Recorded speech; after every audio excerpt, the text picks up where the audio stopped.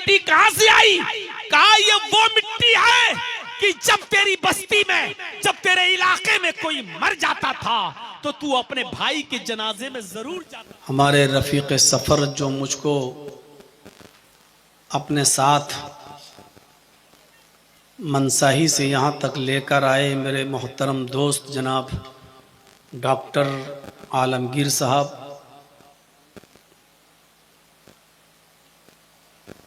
इस गांव के मुखिया जी और दीगर सम्मानित और मुअज़्ज़ज़ शख्सियात, हाल बैदा डिस्ट्रिक्ट कटिहार और उसके अतराफ़ व अकनाफ से तशरीफ़ लाए हुए मुअज़्ज़ज़ सामईन हज़रात, इस्लामी ख़वातीन, माँ और बहनों, नौजवानों, अज़ीज़ बच्चों,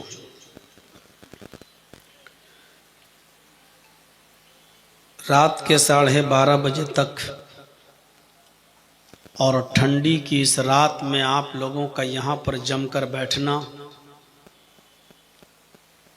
और इतनी कसीर और बड़ी तादाद में जमा होना, ये इस बात को बतलाता है कि अभी ईमान हमारे दिलों में बाकी है, इस्लाम की मोहब्बत हमारे दिलों में मौजूद है। खुशी हुई इस मदरसे को के तलबा को देखकर, और जिन बच्चों ने हिफ्ज़ मुकम्मल किया उनके सरों पर दस्तारे फ़जीलत को देखकर। यकीनन ये इन बच्चों के लिए भी और इन बच्चों के वालिदैन के लिए भी और इन बच्चों को पढ़ाने वाले असातिज़ा किराम के लिए भी बड़ी खुशी का मौका है। और सबसे बड़ी खुशी उस वक्त होगी जब हाफिज़ कुरान के बाप के सर पर सोने का मुकुट, सोने का ताज रखा जाएगा, जिसकी रोशनी सूरज से ज़्यादा रोशन होगी, जिसकी चमक सूरज से ज़्यादा जिसके अंदर होगी, और लोग उस मुकुट को देखकर, उस ताज को देखकर पछताएंगे और अपनी ज़बान से ये जुमले निकालेंगे कि काश मैंने भी अपनी औलाद को हाफिज़ कुरान बनाया होता, मैंने भी अपने बच्चों को कुरान की तालीम दी होती, तो आज ये एज़ाज़, आज ये इज़्ज़त, आज ये बुलंदी और रफ़ात हमको भी मिलती। यकीनन इन पढ़ने वाले बच्चों के पैरों के नीचे फरिश्ते अपना पर बिछाते हैं, समंदर की मछलियां इनके लिए दुआएं करती हैं, फरिश्ते इनके लिए दुआएं करते हैं। अल्लाह रब्बुल आलमीन से दुआ है कि अल्लाह आलमीन इस इदारे को हरा भरा रखे, इस इदारे को दिन दूनी रात चौगनी तरक्की अता फरमाए, असातिज़ा को उनकी मेहनत का अच्छा सिला और बदला अता फरमाए, और जो बच्चे इस इदारे से पढ़कर निकल रहे हैं उन बच्चों की तालीम इन असातिज़ा के लिए नजात का ज़रिया बनाए।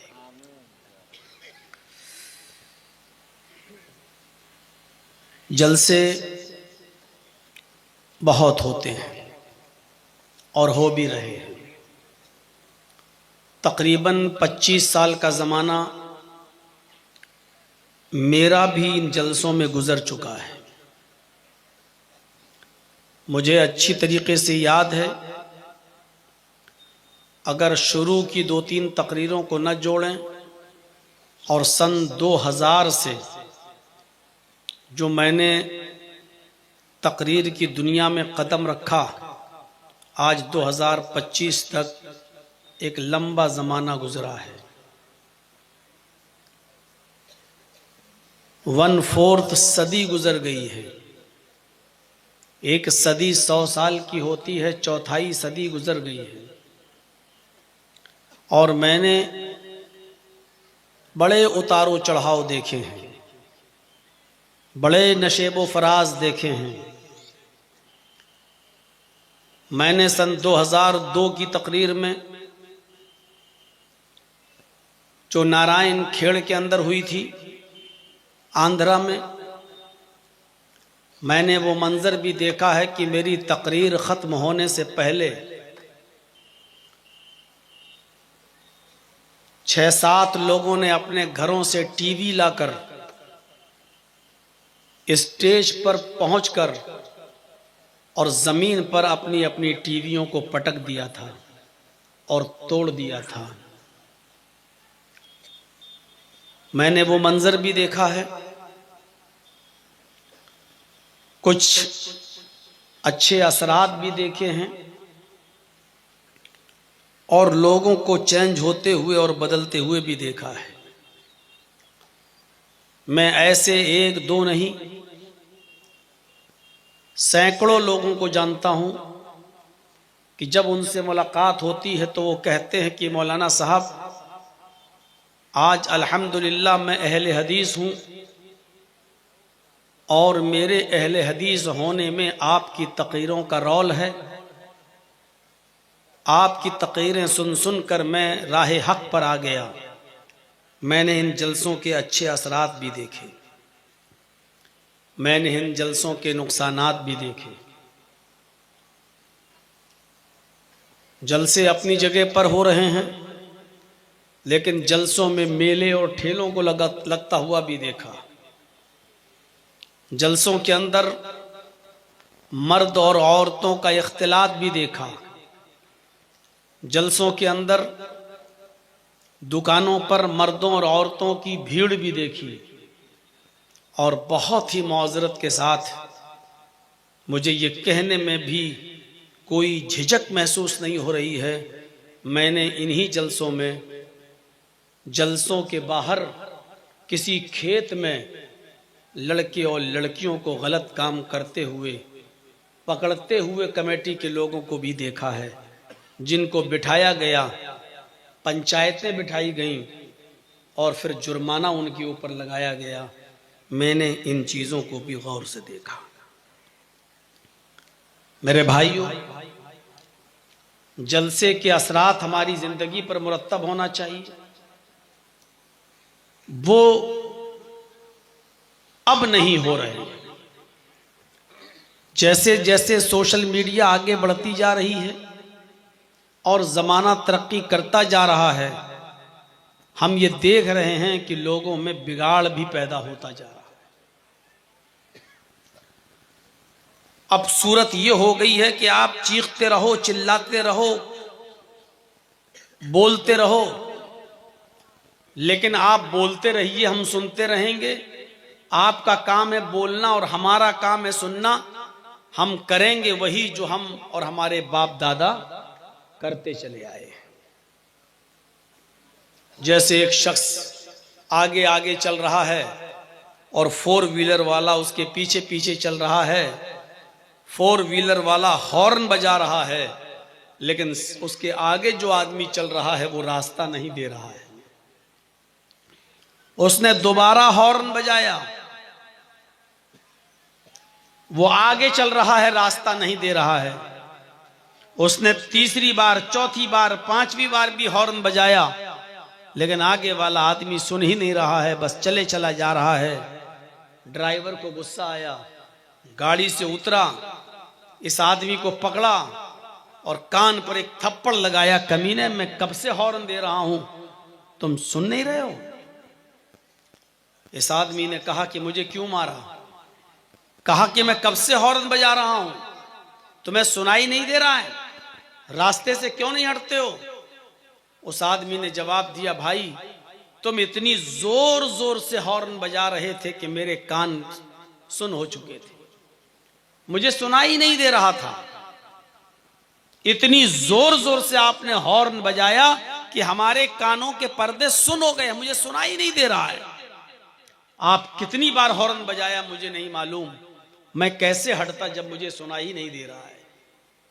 इसी से मिलती जुलती कैफियत कुछ हमारी हो चुकी है। कितने मौलवी बोलते हैं, चीखते हैं, चिल्लाते हैं, कुरान की आयतें पढ़ते हैं, जहन्नम का जिक्र करते हैं, अज़ाब कब्र बयान करते हैं, रो रो कर जहन्नम के हालात का तस्करा करते हैं, कयामत की निशानियां बताते हैं, लेकिन हम सुनाई नहीं दे रहा है हमें। हमारे कान सुन सुनकर पक चुके हैं, हमें पता ही नहीं चलता कि जलसों में क्या कहा जा रहा है। भीड़ तो होती है, लोग तो आते हैं, तकरीरें तो सुनते हैं, बातें तो सुनते हैं, लेकिन जैसे हॉर्न की आवाज सुन सुनकर आगे चलने वाले का कान सुन हो चुका, ऐसे ही मौलवियों, आलिमों, मुकर्रिरों, खतीबों की तकरीरें सुन सुनकर हमारे कान भी पक चुके हैं। हमें भी कुछ समझ में नहीं आता है कि हमें क्या अमल करना है और क्या अमल नहीं करना है। आज यही सूरत है। एक बीमारी है जिसको बोला जाता है डायरिया, जिसमें इंसान को लूज मोशन हो जाता है। जो कुछ भी खाता है वो पेट के रास्ते से बाहर निकल जाता है। उसको पानी की तरह लैट्रीनें होती हैं। और जो कुछ भी खाया वो बॉडी को नहीं लगता, उसका ब्लड नहीं बनता। जो खाया वो पेट में गया और लीवर का फंक्शन उसका बिगड़ा हुआ है, इसलिए लूज मोशन की शक्ल में वो दूसरे रास्ते से जो कुछ भी खाया वो बाहर आ गया। इस बीमारी को कहा जाता है डायरिया। इंसान जो खाए वो उसके बदन में ना लगे। इंसान जो खाए एक रास्ते से और दूसरे रास्ते से बाहर निकल जाए, उसकी ताकत, एनर्जी इंसान की बॉडी पे न लगे, तो इस बीमारी को कहा जाता है डायरिया। जिस तरह डायरिया में इंसान जो खाता है वो दूसरे रास्ते से बाहर निकल जाता है, हमें भी कानों का एक डायरिया हो गया है। हम एक कान से सुनते हैं और दूसरे कान से बाहर निकाल देते हैं। जर्जी साहब क्या बोल रहे हैं? हम एक कान से सुन रहे हैं, जलसा खत्म हुआ, दूसरे कान से हमने निकाल दिया। उसका असर कल हमारी जिंदगी पर नहीं रहेगा। जैसे जो हमने खाया उसकी एनर्जी, उसकी ताकत हमारी बॉडी को नहीं लगती, ऐसे ही जो बोला है उसका असर हमारे दिल को नहीं होता है। एक कान से सुना और दूसरे कान से हमने निकाल दिया। हमें कानों का डायरिया हो गया है। हम सुनते तो हैं लेकिन उसको अपने दिल में नहीं बिठाते और उसके मुताबिक अमल नहीं करते, उसको अपनी जिंदगी पर नाफिज नहीं करते, बल्कि हम दूसरे कान से उसको निकाल देते हैं। मेरे प्यारे साथियों, यही चीज सबसे ज्यादा नुकसानदेह है। वरना अगर किसी इंसान की फितरत में जिंदगी हो तो 25 साल का जमाना एक जमाना होता है। इंसान एक बात ही काफी है उसकी जिंदगी के अमल करने के लिए। यहां तो 25 साल की जिंदगी गुजर चुकी है। तकरीरों की दुनिया में जहेज अभी खत्म नहीं हुआ, जुआ अभी खत्म नहीं हुआ, शराब अपने जोरों शोर पर है, सारी बुराइयां हमारे मुआशरे के अंदर है, बेपर्दगी आम हो चुकी है और बेहयाई की हालत तो यह है कि हमारी बेटियों और बहनों के जिस्म से कपड़े उतर चुके हैं। शॉर्ट कपड़ों में इंस्टाग्राम पर आकर, टिकटॉक पर आकर गंदी वीडियो बनाकर अपलोड करके आज वो हजारों रुपया कमा रही हैं।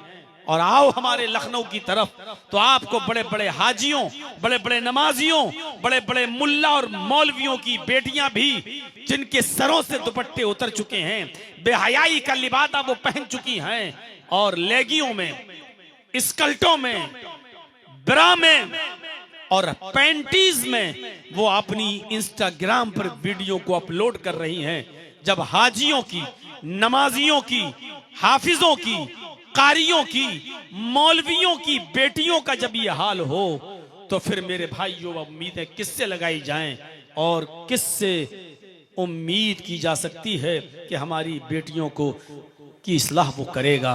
काबिल गौर है और मकाम गौर है। आपका कौन सा चैनल है? कौन सा चैनल का नाम बताओ ना है? आपको मना किया, ये सब लगे हुए हैं, तो फिर सबको उतरवाने का फायदा क्या हुआ बताइए तो जरा।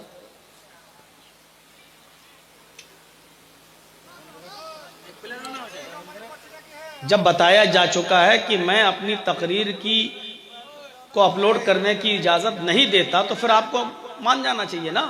हर जलसे में आपको ही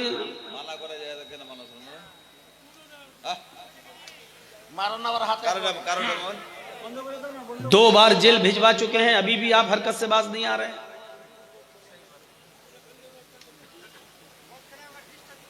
एक चैनल वाला तो आज भी यहां आया हुआ है, लेकिन इतना हरामी है वो कि अपनी हरकत से बाज नहीं आ रहा। अभी कुंभ मेले पे मैं कुछ बोला नहीं हूं, लेकिन वो कमीना, वो सुअर अभी भी डाल रहा है और यहां आया हुआ है। मैं जिस चीज पर बोल नहीं रहा हूं, लेकिन फिर भी वो डालता है। अब जिसके हरामी पने और सुअर पने का यह हाल हो, तो हम इजाजत देंगे आपको? वो बिल्कुल मुझे दोबारा जेल में भेजने की फिराक में है वो आदमी। वो कसम खा चुका है कि इस मौलवी को दोबारा हम जेल में भिजवाएंगे, लेकिन वो कमीना आज भी यहां आया हुआ है, आज भी बैठकर वो वीडियो बना रहा है और समझता है कि हमें कुछ मालूम ही नहीं है। वो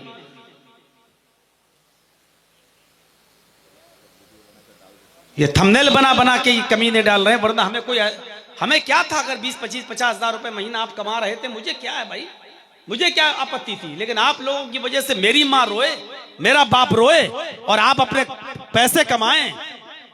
हाथ जोड़ रहा था, गिलगिला रहा था, व्हाट्सएप पे मैसेज भेज रहा था, मेरी मां बीमार है मौलाना साहब, आप ये स्ट्राइक वापस ले लीजिए। हाथ पैर जोड़ रहा था वो आदमी, और जैसे ही उसका स्ट्राइक वापस आया, फिर वो अपने कमीनापन पे उतर आया वो आदमी। और उस एक आदमी की वजह से हम सबको मना करते हैं।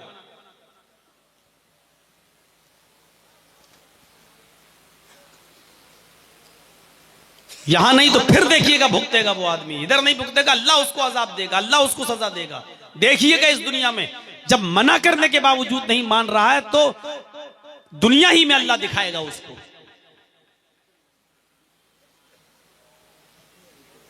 ऐसे ऐसे तुमने कुंभ मेले पे क्या बोले मौलाना जर्जीस, और औरतें नहा रही हैं, उनका फोटो लगा रहा है मेरे साथ, जबकि मैं बोला ही नहीं हूं। और इस तरीके से झूठ बोल बोल कर और लिख लिख कर पैसा कमाते हैं। हाँ, तो मेरे भाइयों, फितरत में जिंदगी हो तो 20-25 साल की जिंदगी अहमियत नहीं रखती। एक जुमला काफी है इंसान की जिंदगी के अमल करने के लिए, एक जुमला। गौर करो कि एक आदमी रिक्शा चला रहा था, दिन भर रिक्शा चलाता था, दिन भर, और मेहनत तो मजदूरी करके वो अपने घर आता है। सुनिए, दिन भर मेहनत तो मजदूरी करके वो कमा कर अपने घर लाता है, और उसी से खाना बनता है, उसी से सब्जी आती है, दाल आती है। एक दिन बेचारा बड़ी मशक्कत करके, रिक्शा चला के, मेहनत करके, मजदूरी करके, पसीना बहाकर वो बेचारा अपने घर आया और बीवी से कहा, बीवी भूख लगी है, कुछ खाना दे दो, दिन भर रिक्शा चलाता हूं। बीवी ने कहा बैठो। उफ, बीवी ने दाल और रोटी लाकर रख दी, और दाल भी ऐसी थी, आपके यहां उसमें तड़का वड़का लगाया जाता है, लहसुन देकर, प्याज देकर, तेल वगैरह देकर, लेकिन वो बिला भिगारी हुई दाल, ऐसी सिंपल दाल लाकर उसके सामने रख दी। वो बेचारा रोटी लेता है, दाल में डुबोता है, मुंह में रखकर कहता है कि मेरी बीवी, दिन भर मैं मेहनत करता हूं, मजदूरी करता हूं, रिक्शा चलाता हूं, मेहनत का काम करता हूं, और रात में जब मैं घर आता हूं तो तुम मुझे ये दाल खिलाती हो, बिला भिगारी हुई, बताओ हलक के नीचे नहीं उतर रही है। मेरी बीवी, बोलो, ताकत नहीं रहेगी तो रिक्शा कैसे चलाएंगे, यही चीज हम खाएंगे। उसके मुंह से ये जुमला निकला कि बिला भिखारी हुई दाल, बगैर तड़का लगाए हुए दाल तुमने मुझे दे दी। उसकी बीवी ने सिर्फ एक ही जुमला बोला था, मेरे प्यारे शौहर, लगता है तुम जुमे की नमाज पढ़ने नहीं जाते हो। नहीं नहीं, मैं तो जाता हूं। मेरे प्यारे सरताज, तुम्हें तो दाल भी मिल रही है, रोटी भी मिल रही है, और नरमो नाजुक रोटी, तरो ताजा रोटी तुम्हें मिल रही है, ये दाल भी तुम्हें मिल रही है। क्या तुमने मुहम्मदुर रसूलुल्लाह सल्लल्लाहु अलैहि वसल्लम की जिंदगी के बारे में जाना है? अम्मा आयशा फरमाती हैं, बीवी कह रही है, हमने मस्जिद में जाकर मौलाना की खुतबा सुना है, मौलाना ने यह हदीस पढ़ के बताई है। हजरत आयशा फरमाती हैं, माशा रसूलुल्लाह सल्लल्लाहु अलैहि वसल्लम तामन कत्तू, कि अल्लाह के रसूल ने अपनी पूरी जिंदगी में कभी पेट भर के खाना नहीं खाया। मुहम्मदुर रसूलुल्लाह को तो पूरी जिंदगी कभी ये नहीं कहा, आए मेरी बीवी तुमने ये बिला भिकारी हुई दाल मुझे कैसे दे दी। फितरत में जिंदगी हो तो एक जुमला काफी है। हमारी तो पूरी जिंदगी हो गई जलसे सुन सुनकर, लेकिन जहेज अपनी जगह पर, बेपर्दगी अपनी जगह पर, शराब नोशी अपनी जगह पर, माले हराम अपनी जगह पर, हराम तरीके से नोट कमाना, पैसा कमाना अपनी जगह पर। पूरी जिंदगी गुजर गई लेकिन हम अभी बुराइयों को नहीं छोड़ बैठे। एक जुमले ने इस आदमी की काया पलट दी और इस आदमी की जिंदगी में इनकलाब पैदा कर दिया। खीच और मरवान का हाकिम गुजरा है, हमीदुद्दीन अबुल हाकिम, जिसके बाप का नाम था बहाउद्दीन। अबुल हाकिम हमीदुद्दीन, जिसने 21 साल तक कीज और मरवान पर हुकूमत करके दिखाई।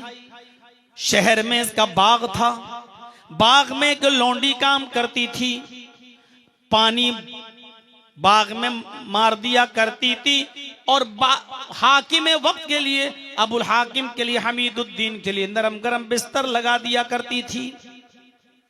हमीदुद्दीन आता था और उसी बिस्तर पे आराम करके थोड़ी देर फिर चला जाता था। एक दिन उसने पानी मारा, लौंडी ने बिस्तर लगाया, उस बिस्तर पे फूल डाले। फिर उस लड़की ने, उस लौंडी ने सोचा देखें जरा बादशाहों के बिस्तर कैसे होते हैं, इस पर हमारा मालिक मेरा आका सोता है, लेटता है, आराम करता है, जरा लेट कर देखूं ये बिस्तर कैसा होता है, जरा देखूं कितना आराम वाला, जरा देखूं बादशाहों के बिस्तर कैसे होते हैं। वो लौंडी थोड़ी देर के लिए बिस्तर पर लेटी, उसने करवट बदली, देखें कैसा लग रहा है, उसको बड़ा आराम मिला। बादशाह के इस बिस्तर पर लेटते हुए उसको बड़ा आराम मिला। उसने अपना हाथ सर के नीचे रखा, आंख बंद करके तसव्वुर किया, देखें सोते वक्त कैसा लग रहा है। उसने आंख बंद की कि नींद आ गई। थोड़ी देर के बाद बादशाह आ गया, अबुल हाकिम आ गया, हमीदुद्दीन आ गया। उसने कोड़ा निकाला और अपनी लौंडी को अपने बिस्तर पे सोते हुए देखा तो उसने वो कोड़ा उस लौंडी के जिस्म पे मार दिया। और जैसे ही कोड़ा उस लौंडी के जिस्म पे मारा, एक ही कोड़े की तकलीफ से लौंडी उठ गई, जल्दी से उठी, उसने जल्दी से चादर ओढ़ी और सीधे बिस्तर से अलग हटकर खड़ी हो जाती है। अबुल हाकिम ने कहा, मेरे बिस्तर पर तेरी हिम्मत कैसे हुई लेटने की? ये बिस्तर मेरा है, बादशाह का, हाकिम वक्त का, और तू लेट गई? तेरी मामूली लड़की, मामूली लौंडी, तू मेरे बिस्तर पर कैसे लेटी? उसने कहा, आका नहीं, मैं लेटना नहीं चाहती थी, मैं सोने का इरादा नहीं था, बस मैं देखना चाहती थी कि बादशाहों के बिस्तर कैसे होते हैं, आराम कितना होता है, बस देखना चाहती थी। वो तो अचानक नींद आ गई। खड़ी हो जा, खड़ी कर दिया। एक कोड़ा मार चुका था पहले, एक और मारा, चादर फट गई। एक और मारा, चादर दूसरी जगह से फट गई। एक और मारा, चादर तीसरी जगह से फट गई। एक और मारा, खाल दिखने लगी। एक और मारा, खाल फट गई। एक और मारा, उस खाल से खून गिरने लगा। मारते मारते उसने 10 कोड़े पूरे किए, लेकिन एक अजीब कैफियत, वो कोड़ा मारता जाता और लौंडी मुस्कुराती जाती। फिर दूसरा कोड़ा मारता, वो और ज्यादा मुस्कुराती। तीसरा कोड़ा मारता, उसके जिस्म से खून निकल रहा है, लेकिन लौंडी पहले से ज्यादा तेज मुस्कुराती। छठा, 7वां, 8वां कोड़ा पड़ा तो उसकी मुस्कुराहट हंसी में बदल गई। 9वां और 10वां कोड़ा मारते मारते उस लड़की की हंसी जोर से निकल गई, कह कहे में हंसने लगी। अबुल हाकिम ने कहा कि मैं तुझे हंसने के लिए मार रहा हूं क्या? मैं तो तकलीफ देने के लिए तुझे मार रहा हूं और तू हंस रही है। क्या मेरी मार से तुझे तकलीफ नहीं हो रही है? मैं इतने कोड़े तुझे मार रहा हूं, क्या तुझे तकलीफ नहीं हो रही है? उसने कहा बादशाह, अय अबुल हाकिम, मेरे मालिक, मेरे आका, जब तू तकलीफ देने के लिए मार रहा है तो मुझे तकलीफ क्यों नहीं होगी? तेरे हर कोड़े से मुझे तकलीफ हो रही है, बल्कि एक कोड़े के बाद दूसरा कोड़ा मुझे और ज्यादा तकलीफ देता, उसके बाद वाला कोड़ा मुझे और तकलीफ देता, फिर उसी जख्म पर खून गिरते हुए उसी पर एक और कोड़ा पड़ता तो वो और ज्यादा तकलीफ देता। फिर तू हंस क्यों रही है? कहा हंस इसलिए रही हूं कि जब मैं अपने बारे में सोचती तो दर्द से कराहने लगती, जब तेरे बारे में सोचती तो मैं मुस्कुराने लगती, मेरे चेहरे पर हंसी आ जाती। का मेरे बारे में क्या सोच रही है? का मैं यही सोच रही हूं कि थोड़ी सी देर तेरे बिस्तर पर मैंने आराम से क्या नींद पा ली, थोड़ी देर के लिए तेरे बिस्तर पर मैं आराम से क्या सो गई, थोड़ी देर के लिए तेरे बिस्तर पर मैं क्या चली गई, थोड़ी देर के लिए तेरे बिस्तर पर मैंने आंख क्या मारी, हल्की सी नींद क्या ली कि तेरी अदालत में मुझे ये सजा मिल रही है कि मेरे जिस्म को लहू लुहान कर दिया, मेरे जिस्म को छलनी छलनी कर दिया, मेरे जिस्म से खून के कतरे गिरने लगे। जब थोड़ी देर तेरे बिस्तर पर सोने की सजा तेरी अदालत में ये है तो मैं ये सोच रही हूं कि जिसने पूरी जिंदगी ऐशो आराम में गुजारी हो, जिसकी जिंदगी में कभी तकलीफ ना आई हो, अल्लाह की अदालत में उसकी सजा क्या होगी। मैं तेरे बारे में सोच रही हूं कि तूने तो जरा देर भी तकलीफ नहीं उठाई, तू तो पूरी जिंदगी ऐशो आराम में रहा। जब थोड़ी सी आराम की सजा तेरी अदालत में यह है कि उसके जिस्म से खून निकाल दो, तो अल्लाह की अदालत में तेरी सजा क्या होगी जिसकी पूरी जिंदगी ऐशो आराम में गुजरी है। बस एक जुमला बोला इस लौंडी ने, इस बांदी ने, इस खातिमा ने, अबुल हाकिम हमीदुद्दीन के दिल पे असर कर गया। उसने कोड़ा जमीन पर फेंका, उस लड़की के हाथ बांध दिए थे, उसको खोला और कहने लगा जाओ जाओ, मैंने तुम्हें आजाद कर दिया, आज के बाद तुम मेरी लौंडी नहीं हो, तुम जहां जाना चाहो तुम जा सकती हो, मैंने तुम्हें अपनी गुलामी से आजाद कर दिया है, जाओ मैंने तुम्हें आजादी दे दी। वो लौंडी आजाद कर दी गई और ये आदमी अबुल हाकिम हमीदुद्दीन ने इस्तीफा दे दिया हुकूमत से। 21 साल तक हुकूमत की और 21 साल के बाद आज इस्तीफा दे दिया और उसके बाद उलमा की सोहबत में बैठ गया, बड़े बड़े मौलवियों की सोहबत में बैठ गया और दावत व तबलीग का फरीजा अंजाम देने लगा और गुमनामी की जिंदगी गुजारना शुरू कर दिया। एक दिन आता है कि बीमारी ने पकड़ लिया और इसका इंतकाल हो गया। इंतकाल कहाँ हुआ पता नहीं, दफन कहाँ किया गया पता नहीं। हाकिम था, 21 साल तक हुकूमत चलाई, लेकिन इस लौंडी ने कहा अल्लाह की अदालत में तेरी सजा क्या होगी जिसकी पूरी जिंदगी ऐशो आराम से गुजरी। बस एक वर्ड ने, एक जुमले ने इसकी जिंदगी बदल दी और वहीं से निकला और गुमनामी की जिंदगी गुजारा। पूरी जिंदगी लोगों को दावत और तबलीग में देता रहा, एक अल्लाह की इबादत की तरफ बुलाता रहा, अपने आप को गुमनाम कर लिया। किसी को नहीं बताता था कि मैं हाकिम वक्त हूं, मैं बादशाह रह चुका हूं, किसी को नहीं बताता था। बस एक अल्लाह की तरफ बुलाना, नमाज पढ़ना, अपने घर में चला जाना, अल्लाह की तरफ दावत देना, नमाज पढ़ना और अपने घर में घुस जाना। मरता है तो किसी को पता नहीं चलता और जब मिट्टी हुई तो पता नहीं चला कि किसकी मिट्टी दी जा रही है और किसको दफन किया जा रहा है। मेरे भाइयों, फितरत में जिंदगी हो तो जिंदगी बदलने के लिए एक जुमला काफी है, एक वर्ड काफी है, और जिसकी फितरत में जिंदगी ना हो उसको पूरे 25-25 साल तक समझाते रहो, उसके ऊपर कोई फर्क नहीं पड़ेगा। एक कान से सुनेगा और दूसरे कान से उड़ा देगा। हर इंसान को अपनी फिक्र करनी चाहिए। हर इंसान को, आज जमाना ऐसा है, आज लोग ये कर रहे हैं, आज हालात ये हैं, आज लोग ये कर रहे हैं, आज शराब इतनी पी जा रही, चोरी इतनी। हर इंसान अगर अपने आप को संभालने लगे, हर इंसान अगर आज अपने आप को देखने लगे तो अपनी इस्लाह हो जाएगी। आप दूसरों से पहले अपनी इस्लाह करना शुरू कर दें, सबकी इस्लाह हो जाएगी। हवाई जहाज पर कभी उड़िए तो आपको एयर होस्टेस कहेगी कि हवा का दबाव कम होने पर ये ऑक्सीजन मास्क अपने आप आपकी कुर्सी के नीचे आ जाएंगे। अपने नाक और मुंह पर अच्छी तरह ढककर सांस लेते रहें। दूसरों की सहायता करने से पहले अपना नकाब, अपना माउस खुद अच्छी तरीके से पहने। दूसरों की मदद करने से पहले अपना मास्क अच्छी तरीके से लगाकर अच्छी तरह सांस और मुंह ढककर सांस लें। ये आपको एयर होस्टेस बोलती हुई नजर आएगी। हर एरोप्लेन में ये बोला जाता है, दूसरों की सहायता से पहले अपना मास्क अच्छी तरीके से पहने। आपकी सांस खुद कम हो रही है और दूसरों को आप जिंदगी देना चाहते हैं। आपका खुद दम घुट रहा है, दूसरे को आप बचाना चाह रहे हैं। आप खुद बीमार हैं और दूसरों की बीमारी की फिक्र कर रहे हैं। आपको खुद कैंसर है लेकिन दूसरे को आप बचाना चाहते हैं। आज हालात ये हो चुके हैं मेरे भाइयों, इंसानों को दूसरों को बुराइयों से रोकना अच्छी बात है, लेकिन पहले हर इंसान को अपने आप को बुराइयों से रोकना चाहिए।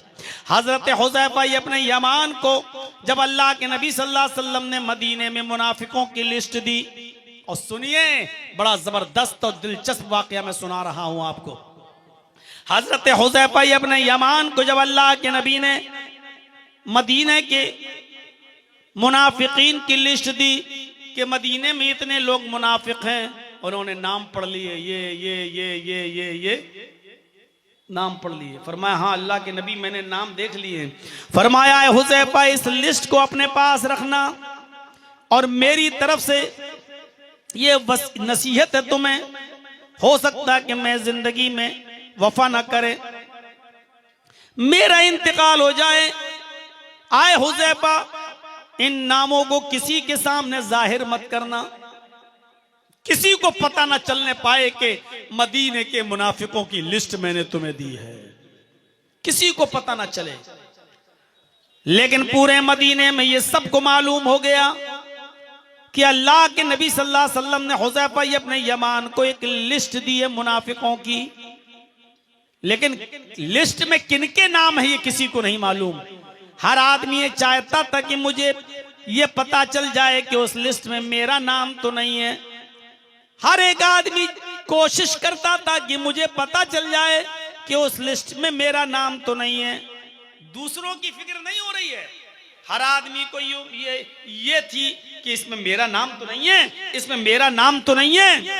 मेरे प्यारे साथियों, लेकिन हजरत हुज़ैफा इब्न यमान किसी को नहीं बताया करते थे। वो कहते थे कि लोगों मुझे नहीं मालूम, मैं नहीं बता सकता इस लिस्ट में तुम्हारा नाम है या नहीं है। मदीने में कौन मुनाफिक है किसी को पता नहीं चलता था। मुनाफिक का पता लगाने के लिए लोग ये देखते थे जब मदीने में किसी का इंतकाल हो जाता था, जब मदीने में किसी का इंतकाल हो जाता था तो उसकी मिट्टी के वक्त, उसकी नमाज जनाजा के वक्त और कब्रिस्तान में दफन होने के वक्त ये देखा जाता था कि देखें हुज़ैफा इब्न यमान इस मिट्टी में शामिल हो रहे हैं या नहीं। आज फला आदमी इंतकाल कर गया है, देखें उसकी मिट्टी में हुज़ैफा इब्न यमान आते हैं या नहीं। अगर हुज़ैफा इब्न यमान किसी सहाबी के मरने के बाद, उनके इंतकाल के बाद अगर उनकी मिट्टी में शामिल हो जाते थे तो समझा जाता था कि मरने वाला मोमिन है। और अगर किसी सहाबी के इंतकाल के बाद, किसी शख्स के इंतकाल के बाद अगर हुज़ैफा इब्न यमान मदीने में होने के बाद भी वो मिट्टी में नहीं आते थे और कब्रिस्तान में दफन करने नहीं जाते थे तो ये समझा जाता था कि मरने वाला मुनाफिक है। क्यों? क्योंकि हुज़ैफा इब्न यमान मोमिन की मिट्टी में आते हैं, मुनाफिक की मिट्टी में नहीं आएंगे। जो अब मुनाफिक होगा मर गया उसकी मिट्टी में थोड़ी आएंगे। मुनाफिक को कब्रिस्तान में दफन करने क्यों आएंगे, उसकी नमाज जनाजा क्यों पढ़ेंगे। तो ये देखा जाता था कि किसी के इंतकाल के बाद देखें फला आदमी तो मर गया, अब हुज़ैफा इब्न यमान आते हैं कि नहीं आते हैं उसका जनाजा पढ़ने के लिए, देखें आते हैं कि नहीं आते हैं उसकी मिट्टी में शामिल होने के लिए। अगर आते थे तो मरने वाले को मोमिन समझा जाता था और नहीं आते थे तो मरने वाले को मुनाफिक समझा जाता था। लेकिन हुज़ैफा इब्न यमान किसी को बताते नहीं थे कि लिस्ट में इसका नाम है कि नहीं। एक दिन हजरत उमर फारूक उनको अपने घर ले गए। और नाश्ता कराया जम के, खजूर खाओ, कहवा पियो, अच्छे से अच्छा खिलाया पिलाया। और जब मेहमान नवाजी कर ली तो कहा हजरत उमर ने, हुज़ैफा जानते हो मैंने तुम्हारी दावत क्यों की? कहा नहीं। आए हुज़ैफा, ये मेरा घर है, मैंने तुम्हें अच्छे से अच्छा अपनी ताकत के मुताबिक खिलाया पिलाया। कहा कि ठीक, अल्हम्दुलिल्लाह, अल्लाह ताला आपको बरकत दे। कहा हुज़ैफा, इस मेरे घर में मेरे अलावा और तुम्हारे अलावा कोई नहीं है। कहा अमीरुल मोमिनीन, आप बिल्कुल ठीक कह रहे हैं, हमें और आप हैं, तीसरा कोई नहीं है। फरमाया हुज़ैफा, आज सिर्फ मुझे इतना बता दो, मैं दूसरे के बारे में नहीं जानना चाहता, मुझे दूसरे की कोई फिक्र नहीं है।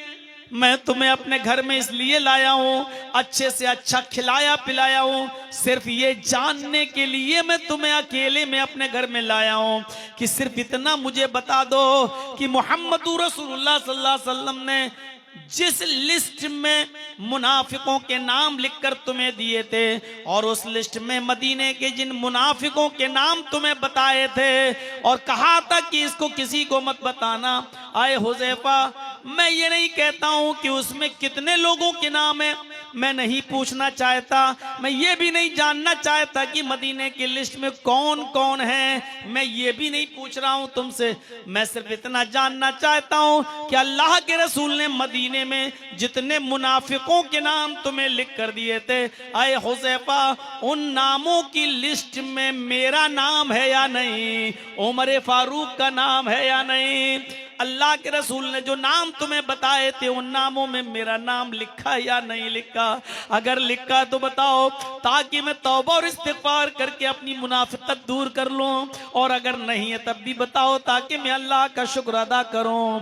हजरत हुज़ैफा इब्न यमान कहते हैं, आए अमीरुल मोमिनीन, आपने मुझे खिलाया है, आपका शुक्रिया, आपने मुझे बेहतरीन नाश्ता कराया है, खाना खिलाया है, जज़ाकुमुल्लाहु अहसनल जज़ा, अल्लाह आपको इसका बेहतरीन बदल अता फरमाए।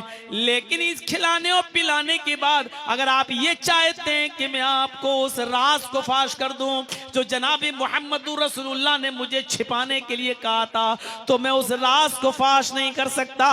आए अमीरुल मोमिनीन, आए उमर इब्न खत्ताब, मैं आपको ये भी नहीं बता सकता कि उस लिस्ट में आपका नाम है या नहीं। अल्लाह के रसूल ने जो चीज मुझे छिपाने के लिए कही थी मैं उसको छिपाऊंगा, और मैं ये बिल्कुल नहीं बताऊंगा कि उस लिस्ट में आपका नाम है या नहीं है। आप चाहे अकेले में पूछें, तन्हाई में पूछें, लेकिन मैं उस राज को फाश नहीं कर सकता जिस राज को छिपाने के लिए मोहम्मद रसूलुल्लाह सल्लल्लाहु अलैहि वसल्लम ने मुझे हुक्म दिया था कि इसको कभी किसी को बताना नहीं, मैं नहीं बता सकता। इस पूरे वाक़े को बताने का मकसद क्या है? हजरत उमर को अपनी फिक्र है, मुझे मेरे बारे में बता दो, मैं नहीं पूछता हूं अबू बकर के बारे में नाम है कि नहीं, उस्मान का नाम है कि नहीं, अली का नाम है कि नहीं, है हसन का नाम है कि नहीं, माविया का नाम है कि नहीं, हुसैन का नाम है कि नहीं, मैं नहीं पूछता, मैं किसी के बारे में नहीं जानना चाहता कि किसका नाम है नहीं, मुझे मेरे बारे में बता दो, मेरा नाम तो नहीं है। लेकिन हजरत हुज़ैफा ने उनको उनके बारे में भी नहीं बताया। हर इंसान अगर अपनी फिक्र करने लगे तो जितनी बुराइयां आज हम देख रहे हैं मुआशरे में, जितनी बुराइयां देख रहे हैं आज हम समाज में, जितनी बुराइयां देख रहे हैं आज हम सोसाइटी में, जितने कदगद देख रहे हैं आज हम अपने माहौल में, ये सारी की सारी बुराइयों पर पाबंदियां लग जाएं, खत्म हो जाएं, अगर हम अपनी इस्लाह कर लें, अगर हम अपने आप को संभाल लें, अगर हम खुद अपने आप को सुधार लें। तो अलैकुम अनफुसकुम या अय्युहल्लज़ीना आमनू अलैकुम अनफुसकुम, ईमानो वालों पहले अपने आप को देखो, ईमानो वालों पहले अपनी फिक्र करो, आए मुसलमानों तुम्हें पहले अपनी फिक्र होनी चाहिए। आज हर इंसान दूसरे की फिक्र कर रहा है, देखो यार कितना आदमी बिगड़ गया, अरे पहले अपनी फिक्र करो। आप खुद आईसीयू में लेटे हुए हैं, आप खुद आईसीयू में लेटे हुए हैं और दूसरे को बचाने की फिक्र कर रहे हैं। अरे पहले अपने आप को बचाओ। अगर तुम तंदुरुस्त रहोगे, तुम सेहतमंद रहोगे तो 10-20 का और इलाज करा सकते हो, लेकिन अगर तुम ही मर गए तो 10-20 का इलाज कौन कराएगा? इसलिए पहले अपने आप को देखो, पहले अपनी फिक्र करो। तो मेरे प्यारे साथियों, फितरत में जिंदगी हो तो एक जुमला काफी है, और फितरत में जिंदगी ना हो तो पूरी जिंदगी भी सुनाते रहो, कोई फर्क नहीं पड़ेगा, कोई फर्क नहीं पड़ेगा। एक पथरीली जमीन है, एक पहाड़ है, पानी गिरा उसके ऊपर और टपकते हुए नीचे आया, बह गया। पहाड़ ने न तो पानी को जज्ब किया, न कोई चीज पैदा की, पानी गिरा, जमीन पे आया, बह गया, खत्म हो गया। लेकिन इसके बरक्स एक जमीन को देखिए आप, कच्ची जमीन पर पानी गिरा, पानी को जमीन ने चूस लिया, फिर हरी भरी सब्जी पैदा हुई, और फिर वही सब्जी हम और आप खाते हैं। उस नरम जमीन की तरह बनो जो पानी को खुद जज्ब भी करती है, फिर हरी भरी सब्जी भी पैदा करती है, और फिर वो दूसरों को खिलाती और पिलाती भी है, यानी दूसरों के काम भी आती है। हम और आप उस नरम जमीन की तरह बने कि दूसरों को फायदा पहुंचे। लेकिन पहले अपने आप को, ये जमीन जिस पे आप चावल बोते हो, धान बोते हो, अगर ये जमीन पहले खुद पानी को जज्ब न करे और अनाज पैदा न करे तो दूसरों को अनाज मिल जाएगा? ये जमीन खुद चावल पैदा न करे तो दूसरों को चावल मिल जाएगा? जमीन पहले खुद चावल को पैदा करती है, फिर दूसरे लोग उससे फायदा उठाते हैं। तो पहले आप खुद कुरान और हदीस से फायदा उठाएं, उसके बाद दूसरों को फायदा पहुंचाएं। पहले आप खुद गुनाहों से बचें, फिर दूसरों को गुनाहों से बचाएं। पहले खुद आप नेक अमल करें, फिर दूसरों को नेक अमल की तरफ बुलाएं। यही है दावत व तबलीग का मिशन। तो मेरे प्यारे साथियों, कभी छोटी से छोटी नेकी को हकीर मत समझो, छोटी से छोटी नेकी को भी हकीर मत समझो। क्या होगा इतने में, क्या होगा? नहीं। हजरत आयशा सिद्दीका फरमाती हैं कि मेरे पास एक मांगने वाली आई, जाअतनी साइला, मेरे पास एक मांगने वाली आई, व माहा सबयान, उसके साथ 2 छोटे छोटे बच्चे थे। कहने लगी शैअन लिल्लाह, आयशा घर में खाने को कुछ हो तो दे दो, मेरे बच्चे भूखे हैं। हजरत आयशा फरमाती इंदी तमरा, मेरे पास एक खजूर थी, एक खजूर, वो मैंने उठाई और उस औरत को दे दी। उस औरत के 2 छोटे छोटे बच्चे थे, उस औरत ने खजूर के 2 टुकड़े किए, एक खजूर थी, एक खजूर, बस उस औरत ने उस खजूर के 2 टुकड़े कर दिए, आधा आधा, बीच की गुठली निकाली फेंक दी और खजूर के 2 टुकड़े कर दिए। आधा इस बच्चे को दे दिया, आधा इस बच्चे को दे दिया। दोनों ने आधी आधी खजूर खाई, औरत भूखी रह गई और चली गई। अल्लाह के रसूल जब घर में आए तो हजरत आयशा ने पूरा वाकया बताया। अरे अल्लाह के रसूल, एक खजूर थी मेरे पास, मांगने वाली आई, उसने मांगा, उसके साथ 2 छोटे छोटे बच्चे थे, मैंने वो खजूर उठाई, उस औरत को दे दी। आपने कहा बहुत बेहतर किया। फिर क्या हुआ? कहा अल्लाह के रसूल, उस औरत ने खुद कुछ नहीं खाया, अपने खजूर के 2 टुकड़े कर दिए, आधा इस बच्चे को दे दिया और आधा इस बच्चे को दे दिया, खुद भूखी रह गई और चली गई। फरमाया वजबत अलैहिल जन्ना, आयशा, उस औरत ने अपने आप को भूखा रख के अपने बच्चों को पाला, अगरचे आधी आधी खजूर ही खिलाई, लेकिन ऐसा करके उसने जन्नत अपने ऊपर वाजिब कर ली, यानी अल्लाह ने उस औरत पर जन्नत फर्ज कर दी। हजरत आयशा ने सदका क्या किया? एक खजूर। आपके पास एक खजूर हो तो आप क्या कहेंगे? अरे यार, एक खजूर में उसका क्या हो जाएगा बेचारे, हटो, खुद उठाया खा लिया। हजरत आयशा कहती है मेरे पास एक खजूर थी, मैंने वही दे दिया। आए है, छोटी सी छोटी नेकी को भी हकीर मत समझो। फत्तकुन्नार वलौ बिशिक्कि तमरा, अल्लाह के नबी ने फरमाया जहन्नम की आग से अपने आप को बचाओ, अगरचे खजूर का टुकड़ा ही तुम्हें सदका क्यों ना करना पड़े। खजूर का टुकड़ा, खजूर नहीं कहा, बिशिक्क तमरा। अरबी जानने वाले जानते हैं आप, शिक के माना टुकड़ा, एक हिस्सा, खजूर का टुकड़ा। फत्तकुन्नार वलऊ बिशिक्क तमरा, जहन्नम से अपने आप को बचाओ, अगरचे खजूर का एक टुकड़ा ही हो तुम्हारे पास खर्च करने के लिए, देने के लिए, अल्लाह की राह में लुटाने के लिए, सदका करने के लिए, उसको भी देकर अपने आप को जहन्नम की आग से बचाओ। किसी भी छोटी से छोटी नेकी को हकीर मत समझो। अल्लाह के नबी एक बार औरतों में खुतबा दे रहे थे, औरतों में, और औरतों में कह रहे थे, या माशरन निसा, आए औरतों की जमात, तुम अपने पड़ोस में रहने वाली किसी पड़ोसन को सदका और खैरात देने में कमी न करो, अगरचे तुम्हारे पास बकरी का खुर ही क्यों ना हो। बकरी का खुर, बकरी जब चलती है, पैर जहां पैर रखती है उसी पैर को खुर बोला जाता है, खुर। अरब के अंदर ये सबसे हकीर खाना था, सबसे हकीर चीज थी, सबसे निचला और सबसे कमतर दर्जे का खाना माना जाता था। तो उसको खुर, यानी खुर कहते नहीं, ये पैर निचला हिस्सा जिस पे लेटरिन लगे, गंदगी लगे, मिट्टी लगे, तमाम वो खुर जो बकरी का नीचे का हिस्सा पैर का, उसको खुर का। अल्लाह के नबी ने फरमाया, आए और तो तुम अपनी पड़ोसन को सदका और खैरात करो, अगर कुछ ना हो तुम्हारे पास सदका और खैरात करने के लिए तो बकरी का खुर ही दे दो। यानी मामूली से मामूली चीज भी तुम्हारे पास सदका और खैरात करने के लिए हो तो दे दो, और उस खुर को देकर अपने आप को जहन्नम से बचाओ। किसी भी मामूली से मामूली चीज को मेरे भाइयों, नेकी को तुम हकीर न समझो। अल्लाह के नबी जनाब मोहम्मद रसूलुल्लाह सल्लल्लाहु अलैहि वसल्लम ने फरमाया कि कयामत का दिन होगा, हिसाब व किताब हो चुका होगा, एक आदमी की नेकियां तौली जाएंगी, एक आदमी की नेकियां तौली जाएंगी। नेकियां और बुराइयां जब तराजू के पल्ले पे रखी जाएंगी तो उसकी नेकियों का पल्ला उठ जाएगा और उसकी बुराइयों का पल्ला झुक जाएगा। यानी उसकी नेकियां कम है और बुराइयां ज्यादा।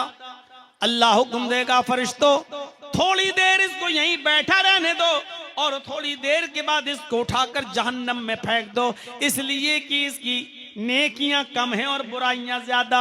नेकियां और बुराइयां जब तौली गई तो नेकियां कम निकली और बुराइयां ज्यादा। वो आदमी अफसोस में बैठा होगा, ऐसे सोच रहा होगा, थोड़ी सी नेकी और कर लेते तो नेकियों का पल्ला झुक जाता। अभी हाथ सर पर रखकर सोच रहा होगा, अल्लाह ये क्या हो गया, मेरी नेकियों का पल्ला उठ गया, बुराइयों का पल्ला झुक गया। इतने में एक फरिश्ता आएगा और एक रुमाल में, हैंडकरचीफ में, एक कपड़े में थोड़ी सी मिट्टी लेकर आएगा और वो मिट्टी ले जाकर उसकी नेकियों के तराजू के पल्ले में रख देगा। उसके पल्ले में, उस पल्ले में रख देगा जिसमें नेकियां थी, उसमें रख देगा। जैसे ही वो रुमाल जिसमें थोड़ी मिट्टी होगी उस नेकियों के पल्ले में रखेगा, नेकियों का पल्ला झुक जाएगा और बुराइयों का पल्ला उठ जाएगा। हुक्म होगा, फरिश्तों इस आदमी को जन्नत में ले जाओ, इसलिए कि इसके पल्ले में नेकियां ज्यादा हैं। वो फरिश्तों से कहेगा, ए फरिश्तों मेरी तो नेकियों का पल्ला उठ गया था, इसमें क्या है जो तुम लाए और तराजू के पल्ले में रुमाल रख दिया और पल्ला झुक गया। फरिश्ता कहेगा, कुछ नहीं, इस रुमाल में थोड़ी सी मिट्टी है। कहेगा कि ये मिट्टी कहां से आई?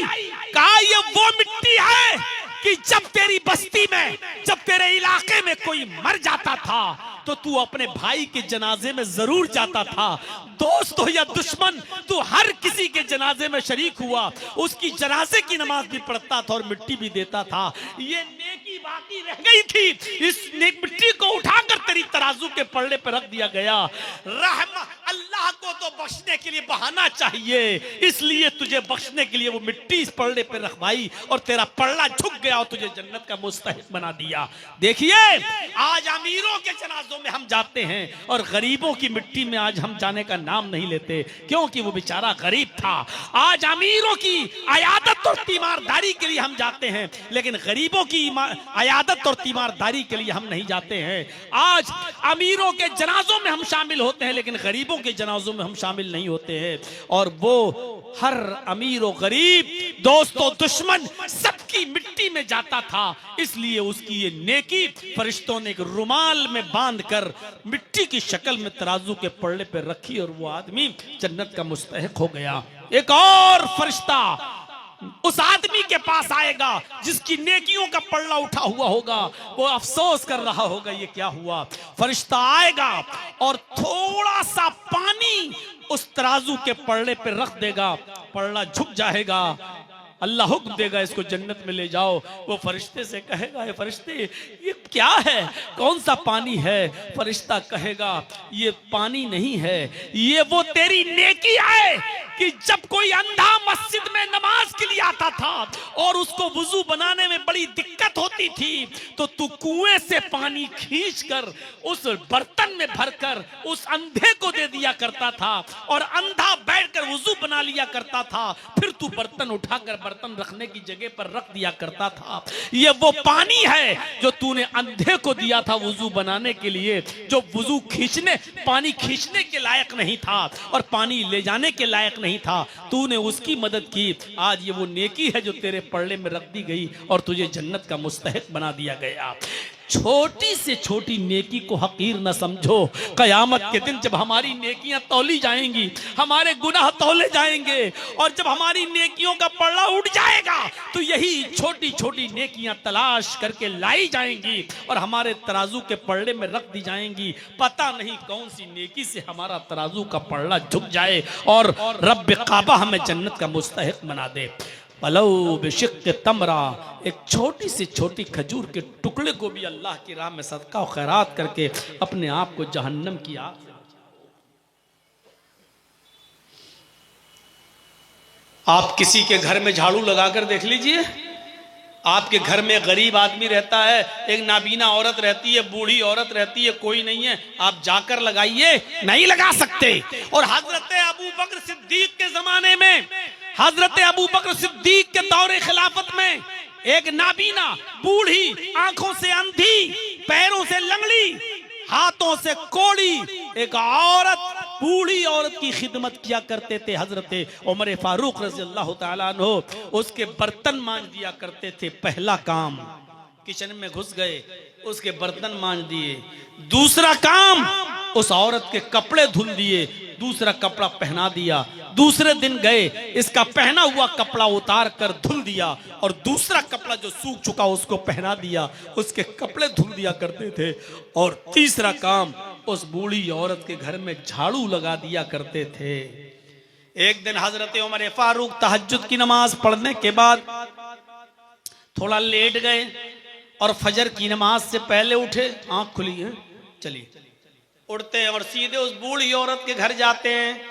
क्या देखते हैं कि बर्तन मंजे हुए हैं पहले से। सोचा चलो बूढ़ी औरत के कपड़े धुल दूं, तो क्या देखते हैं कि एक कपड़ा पहने हुए हो, दूसरा कपड़ा सूख रहा है, कपड़ा भी धुल चुका है। झाड़ू उठाई कि चलो घर को साफ कर दें, तो क्या देखते हैं कि घर में झाड़ू पहले से लगी हुई है, कोई लगा गया है। हजरत उमर ने उस बूढ़ी औरत से पूछा, माँ आज घर में झाड़ू लगी हुई है, बर्तन मंजे हुए हैं, कपड़े धुले हुए हैं, ये क्या बात है? कौन आया था? या तुमने ये सब काम अपनी मर्जी से कर लिए? तुम तो हाथों से कोड़ी हो, पैरों से लंगड़ी हो, आंखों से अंधी हो, दांत मुंह में नहीं है, ये काम तुम कैसे कर सकती हो? उस बूढ़ी औरत ने कहा, बेटे मुझे क्या मालूम, मैं तो समझी तुम रोजाना आते हो, तुम ही ने झाड़ू लगाई है। जो आया उसके बारे में भी इस बुढ़िया को पता नहीं, इस अंधी को, नाबीना को पता नहीं। कहा, बेटे मैं क्या जानूं, मैं तो समझ रही थी कि तुम्ही ने बर्तन मांजे, तुम्ही ने झाड़ू लगाई है, तुम्ही ने कपड़े धुले। नहीं माँ, मैं तो अभी आया हूं। फरमाया, बेटे मुझे नहीं मालूम। हजरत उमर ने कहा पता नहीं, चलो कोई आया होगा, लगा गया होगा, चले गए। दूसरे दिन फिर उसी टाइम पर आते हैं तो क्या देखते हैं कि अभी झाड़ू लगी हुई है, बर्तन मंजे हुए हैं, कपड़े धुले हुए। हजरत उमर ने कहा अच्छा, इसका मतलब कोई है जो मुझसे पहले आता है, कपड़े धुल जाता है कोई जो मुझसे पहले आता है, बर्तन मान जाता है। अब पता लगाना जरूरी है कि ये काम कर कौन रहा है। हजरत उमर तीसरे दिन पहले आ गए और एक दरख्त की आड़ में छिप जाते हैं कि देखते हैं कि कौन आता है। ऐसे ही दरख्त लगे हुए थे और दरख्त की आड़ में छिप गए। एक आदमी अपना सर छिपाए हुए आता है और सीधे उस बूढ़ी औरत के घर में घुस जाता है। हजरत उमर घर के बाहर बैठ जाते हैं कि देखें कितनी देर बाद निकलता है। उसने बर्तन मांजे, झाड़ू लगाया, उस बूढ़ी औरत का कपड़ा धोया और ये तीनों काम करने के बाद जब चेहरा छिपाकर, सर छिपाकर जब बाहर निकलने लगा तो हजरत उमर ने उसको रास्ते में पकड़ लिया। मोहतरम, जरा अपना चेहरा दिखाओ, कौन हो तुम? उसने कस के अपने चेहरे को छिपाया। नहीं, तुम मेरा चेहरा नहीं देख सकते। हजरत उमर ने कहा मर्दों को पर्दा नहीं है इस्लाम में। तुम्हारी आवाज बता रही है कि तुम मर्द हो, तुम्हारे हाथ बतला रहे हैं कि ये मर्द का हाथ है, तुम्हारा पैर बतला रहा है कि ये मर्द का पैर है, तुम्हारा लिबास बता रहा है कि ये मर्दों का लिबास है, तुम्हारी चाल ढाल बता रही है कि तुम मर्द हो, और फिर मर्द होकर पर्दा, चेहरा छिपाए हुए हो, चेहरा खोलो। कहा बिल्कुल नहीं। तुम होते कौन जबरदस्ती करने वाले मेरे साथ? हजरत उमर ने कहा तुम्हें मैं अल्लाह का वास्ता देता हूं कि तुम चेहरा खोलो, ये देखना चाहता हूं कि ये काम कौन कर रहा है। इस बूढ़ी औरत की खिदमत मैं किया करता था, इसके घर के बर्तन मैं मांजता था, इस बूढ़ी औरत की झाड़ू मैं लगाता था, इसके कपड़े मैं धुलता था। मैं देखना चाहता हूं कि मुझसे भी पहले आकर ये काम कौन करता है। खोलो, तुम्हें अल्लाह का वास्ता। हजरत अबू बकर सिद्दीक कहते हैं क्या उमर, अगर तुमने मुझे अल्लाह का वास्ता न दिया होता तो मैं चेहरा नहीं खोलता। हजरत अबू बकर सिद्दीक ने चेहरा खोला, तब पता चला कि ये खलीफे वक्त है, ये अमीरुल मोमिनीन है, ये अबू बकर सिद्दीक हैं जो उमर फारूक से भी पहले आकर झाड़ू लगा रहे हैं, ये उमर फारूक से भी पहले आकर कपड़ा धुल रहे हैं, ये उमर फारूक से भी पहले आकर बर्तन मांज रहे हैं बूढ़ी औरत के। कौन? अमीरुल मोमिनीन, इस वक्त खलीफा है, चीफ मिनिस्टर है पूरी बस्ती के, पूरे इलाके के, और ये रात के अंधेरे में उमर से भी पहले आकर खिदमत कर रहे हैं और फिर चेहरा भी छिपा रहे ताकि किसी को पता न चले कि हजरत अबू बकर यानी अमीरुल मोमिनीन खिदमत कर रहा है। मैं ये नेकी का सवाब अल्लाह से लेना चाहता हूँ, मैं अपनी नेकी फाश नहीं करना चाहता, मैं अपनी नेकी के बारे में बताना नहीं चाहता था, लेकिन आए उमर, आज तुमने मेरी नेकी फाश कर ली। हजरत उमर फारूक रोने लगे। आप अमीरुल मोमिनीन होकर बूढ़ी औरत की खिदमत कर रहे हैं, आप रातों में बूढ़ी औरतों की खिदमत करेंगे तो खिलाफत कौन संभालेगा, लोगों की शिकायतें कौन सुनेगा। मेरे प्यारे साथियों, इस छोटे से छोटे काम को भी हकीर मत समझो। एक बूढ़ी और एक नाबीना औरत के घर पे जाके झाड़ू लगाना अगरचे मामूली काम है, लेकिन इसको मामूली मत समझो। हजरत अबू बकर और उमर फारूक ये काम किया करते थे। किसी के बर्तन मांज देना ये मामूली काम नहीं, अरे वो तो गैरों के, बूढ़ी औरतों के और नाबीना औरतों के बर्तन मांजते थे। हम तो हट्टे खट्टे तंदुरुस्त और मोटे ताजे होकर अपने घर के बर्तन नहीं मांज सकते। अपने घर के बर्तन मांजेंगे तो मेरे दोस्त कहेंगे कितना बड़ा देखो, है ये हाल है, शादी के बाद भी घर में बर्तन मांज रहा है, ओहो अपनी बीवी का गुलाम है, शादी के बाद भी अपने कपड़े खुद धुल रहा है, ओहो देखो जोरों का गुलाम है। मेरे भाइयों, अपने हाथ से अपने कपड़े धुल लेना ये मायूब नहीं है, अपने हाथ से अपने घर में झाड़ू लगा देना ये मायूब नहीं है, बर्तन मांज देना ये मायूब नहीं है। अल्लाह के नबी की बीवी हजरत आयशा फरमाती हैं अल्लाह के नबी के बारे में कि अल्लाह के नबी मेरे घर के कामों में मेरी हेल्प किया करते थे। मैं अगर आटा गूंदती थी तो रोटी अल्लाह के नबी बना दिया करते थे, और अगर मैं रोटी बना देती थी तो आटा अल्लाह के रसूल गूंद दिया करते थे। मैं अगर घर में झाड़ू लगाया करती थी तो कपड़े अल्लाह के नबी सल्लल्लाहु अलैहि वसल्लम धुल लिया करते थे, अपने घर में अपना जूता खुद सिल लिया करते थे, अपना जूता खुद ही सिल लिया करते थे। क्यों ना सिले? एक बार जूता सिल रहे हैं अल्लाह के नबी, अपना जूता, मोची का काम खुद कर रहे हैं। और हमें कैसा नबी मिला यार, सोचो हमें रसूल कैसा मिला। हजरत आयशा चरखा चला रही हैं। चरखा, हम लोग अंसारी बिरादरी से ताल्लुक रखते हैं इसलिए अच्छी तरह जानते हैं चरखा कैसा होता है। और 20 साल पहले हम लोग जब हथकरघा हाथ वाला मशीनें जब घर पे लगी हुई थी, हैंडलूम, तो अच्छी तरीके से जानते हैं चरखा क्या होता है। हजरत आयशा चरखा चला रही हैं और अल्लाह के नबी अपने पैर का जूता ऐसे सिल रहे हैं।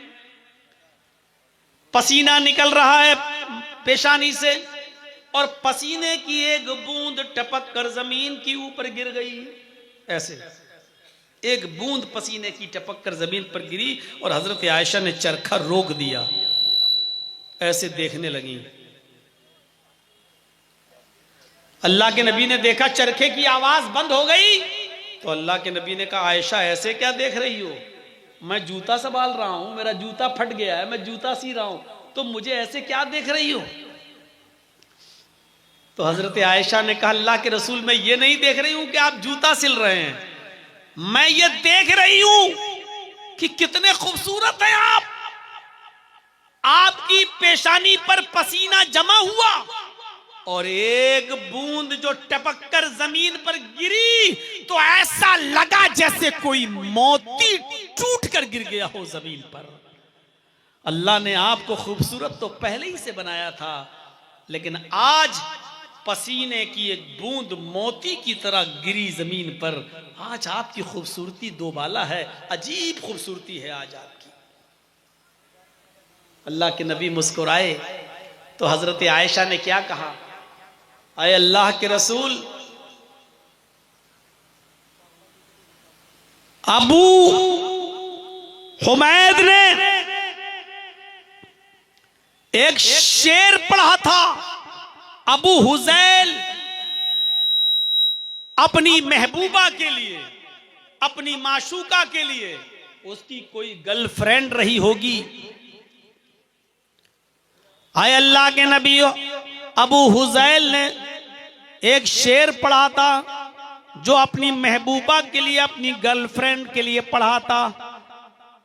अगर आज वो जिंदा होता और आपकी पेशानी से टपकने वाले पसीने के इस कतरे को देख लेता, इस बूंद को देख लेता जो जमीन पर गिरा है, और आपकी खूबसूरती को देख लेता, तो वो शेर छीन कर जो उसने अपनी महबूबा के लिए बनाया है, आज वो शेर वो आपको दे देता। अल्लाह के नबी ने कहा कि उसने अपनी महबूबा के लिए कौन सा शेर पढ़ा था? अबू कबीर हुजली ने कौन सा शेर पढ़ा था अपनी महबूबा के लिए?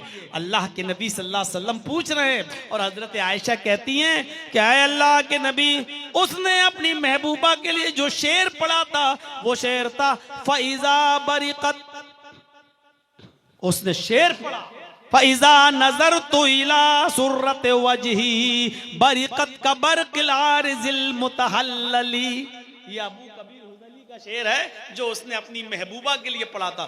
इतनी तारीफ कर रहा था वो इस शेर में अपनी गर्लफ्रेंड की, अपनी महबूबा की, कि मेरी महबूबा इतनी खूबसूरत है कि जब मैं उसको देखता हूं बंद कमरे में, अंधेरे कमरे में जब मैं देखता हूं तो अंधेरे कमरे में भी रोशनी हो जाती है। यानी इतनी गोरी है, इतनी खूबसूरत है कि अगर उसको अंधेरे कमरे में रख दिया जाए, खड़ा कर दिया जाए, तो अंधेरे कमरे में भी रोशनी हो जाए। उसने कहा, अम्मा आयशा ने, अल्लाह के रसूल, अगर आज अबू कबीर हुजली जिंदा होता तो वो अपनी महबूबा से और अपनी गर्लफ्रेंड से ये शेर छीन कर वो आपको दे देता, इसलिए कि इस खूबसूरती के हकदार सिर्फ आप हैं, इस खूबसूरती के हकदार सिर्फ आप हैं, आपसे ज्यादा खूबसूरत कोई नहीं है। वो अपनी महबूबा को शेर छीन कर आपको दे देता, क्योंकि इस खूबसूरती के हकदार आप हैं। तो मेरे भाइयों, ये बयान किया था तो मैं कहना ये चाह रहा था मेरे भाइयों कि छोटी से छोटी नेकी को भी हकीर नहीं समझना चाहिए। आप बताइए कि अल्लाह हजरत अबू बकर का झाड़ू लगा देना क्या माना रखता है? एक छोटी सी खजूर, उसके भी 2 टुकड़े करके उसने औरत अपने अपने बच्चों को दे दिया।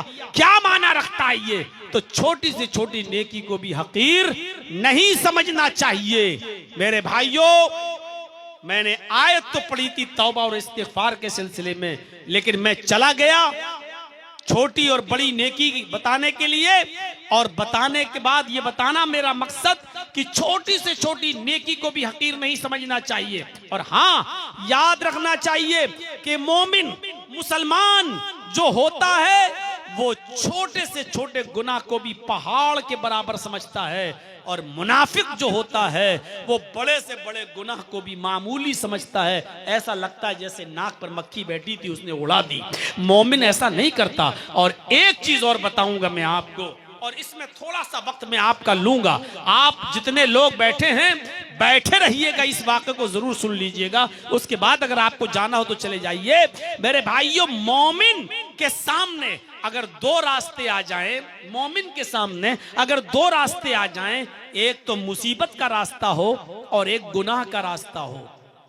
एक रास्ता मुसीबत का हो लेकिन उसमें गुनाह ना हो, और एक रास्ता गुनाह का हो जिसमें गुनाह हो, तो मेरे भाइयों, मोमिन वो होता है जो मुसीबत के रास्ते को तरजीह देता है और गुनाह के रास्ते को तरजीह नहीं देता।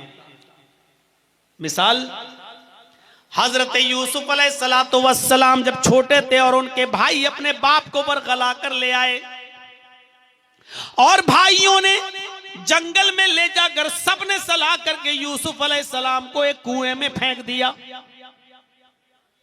और अपने घर पे आए और अपने बाप से कहने लगे कि अब्बू जान, या बाना इन्ना ज़हबना नस्तबिकु व तरकना यूसुफ इंद मताइना फअकलहु ज़िब। अय अब्बू जान, हम यूसुफ को अपने साथ ले गए, हमने उनको अपने सामान के पास बिठा दिया और हम खेल कूद में लग गए, हम भाग दौड़ में लग गए। फअकलहु ज़िब, भेड़िया आया और भेड़िया यूसुफ को खा गया। अब क्या कर सकते थे याकूब अलैहिस्सलाम, उनके बाप क्या कर सकते थे? छोटा सा बच्चा यूसुफ सब्र कर लिया, लेकिन यूसुफ अलैहिस्सलाम कुएं में, इधर से काफिला आया और काफिले को पानी की जरूरत पड़ी तो उसने डोल कुएं में डाला। जब डोल कुएं में डाला तो उसमें यूसुफ अलैहिस्सलाम बैठ गए। जब उसने डोल खींचा तो बहुत भारी लगा। अरे ये तो खींच नहीं रहा है, पानी इतना भारी थोड़ी होता है। उसने झांक कर देखा तो चीख पड़ा, या बुशरा हाजा गुलाम, अय काफिले वालों खुशखबरी हो, यहाँ पानी नहीं है, एक छोटा सा बच्चा इस कुएं में पड़ा हुआ है। उस बच्चे को निकाला, काफिले वाले खुश हैं, आज एक फ्री की नियामत हमें मिल गई, एक बच्चा मिल गया, वो भी बड़ा खूबसूरत, चलो इसको मिस्र के बाजार में ले जाकर हम बेचेंगे, चलो इसको हम मिस्र के बाजार में ले जाकर बेचते हैं। यूसुफ अलैहिस्सलातु वस्सलाम को मिस्र के बाजार में बेच दिया गया। जब किसी के हाथ में फ्री में कोई माल आ जाए तो वो सस्ते से सस्ते में बेच देता है। जैसे चोरी का मोबाइल, 20,000 वाला मोबाइल भी आदमी चाहता जल्दी से हटाए, 2,000 भी मिल रहा तो लाओ ले लो। ऐसा ना हो कि हम पकड़े जाएं, लॉक वॉक तोड़वा के 2-4 हजार रुपए में बेच देता है। ये फ्री का बच्चा मिल गया, कुएं से मिला, कोई आकर अपना दावा न ठोक दे कि ये बच्चा मेरा है, इसलिए जल्दी से इस बच्चे को बेच दो। तो उन्होंने जल्दबाजी में उस बच्चे को जब बेचा तो मिस्र के बाजार में यूसुफ अलैहिस्सलाम कितने रुपए में बिके मालूम है आपको? कुरान कहता है वशरऊहु बिसमनिन बख्सिन दराहिम मअदूदा, उन्होंने यूसुफ को चंद सिक्कों में बेच दिया, यूसुफ अलैहिस्सलाम को चंद खोटे सिक्कों में बेच दिया, हल्की फुल्की कीमत में बेच के चले गए। इतना खूबसूरत बच्चा जो चांद से ज्यादा खूबसूरत, चांद जैसा हसीन और जमील, लेकिन चंद सिक्कों में बेच दिया गया। बादशाह मिस्र के घर आया, बादशाह मिस्र ने कहा अपनी बीवी से खिलाओ पिलाओ पाल पोस कर बड़ा करो, हो सकता है अगर अल्लाह ने हमें कोई बेटा ना दिया तो हम इसी बच्चे को अपना बेटा बना लेंगे, अच्छी तरीके से इसकी खिदमत करो, इसको खिलाओ पिलाओ पाल पोस कर बड़ा करो। यूसुफ को खिलाया पिलाया जाने लगा।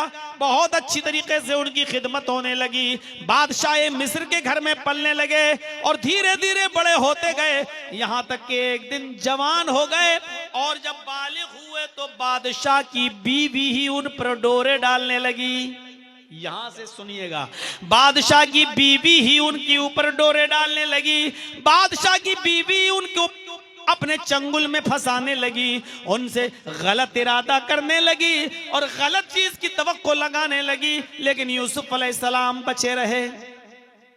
लास्ट में क्या हुआ, औरतों में यह खबर फैल गई पूरे मिस्र के अंदर, लो बादशाह की बीवी तो अपने गुलाम को दिल दे बैठी, अपने गुलाम से गलत काम करना चाहती है, अपने गुलाम के साथ सोना चाहती है, अपने गुलाम के साथ जिना करना चाहती है। मिस्र के अंदर ये बात मिस्र की औरतों में फैल गई। और औरतों में कोई बात कुछ ज्यादा ही जल्दी फैल जाती है।